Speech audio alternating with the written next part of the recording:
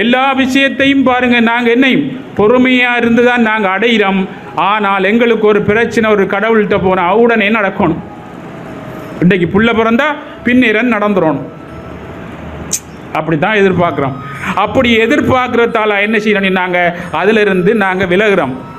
நாங்கள் உலகத்தில் பாருங்கள் எதிர்பார்த்து கடமையாற்றத்தால் எங்களுடைய கருமாக்கள் கரைக்கப்படவில்லை.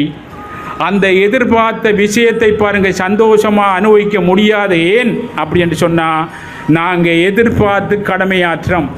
அந்த எதிர்பார்த்து கடமையாற்ற பலன் எங்களுக்கு கிடைச்சாலும் ஏற்கனவே இருக்க எங்களுடைய கர்மா பாருங்கள் அதை செய்ய விடுதில்லை. செய்ய விடாட்டி எதை யோசிப்போம் பாருங்கள், எங்கள்கிட்ட வந்த பாருங்கள் என்ன வருமானத்தை நாங்கள் யோசித்தோம் சிந்திப்போமோ, இல்லை செய்ய விடாத கவலையை நாங்கள் சிந்திப்போமோ? நல்லா யோசிச்சு பாருங்கள். எதை சிந்திப்பீங்க?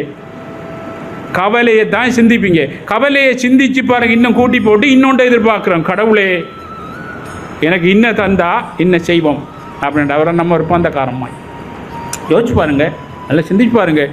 பிறகு நாங்கள் பாருங்கள் எதிர்பார்த்து போட்டு பாருங்கள், அது சரி வரல, அடுத்த கட்டத்துக்கு மனம் நாடுது. ஒரு ஆள் சொல்கிறார், அது நல்லண்டா, அங்கே போ, நீ இங்கே கடை வச்சுருந்தா உனக்கு வியாபாரம் வரல, நீ இப்போ பாருங்கள் வெளிநாட்டுக்கு போ அப்படின்னு சொல்கிற மாதிரி. இப்போ நாங்கள் பாருங்கள் என்ன விஷயம், எங்கள்கிட்ட விஷயத்தை பாருங்கள் எடுக்காமல் என்ன செய்யணும், அங்கேயும் போய் பாருங்கள். நாங்கள் இதில் இருந்து பாருங்கள் என்ன செய்யும், இந்த தடை அங்கே போனாலும் விடாது.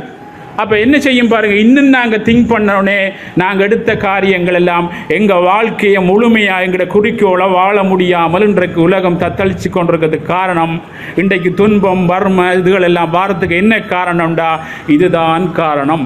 அப்போ உலகத்தில் என்ன, இன்றைக்கு ஆன்ம சக்தி குறைபாடு, உங்களுக்கு என்ஜினுக்கு சார்ஜ் பண்ணக்கூடிய சக்தி குறைபாடு.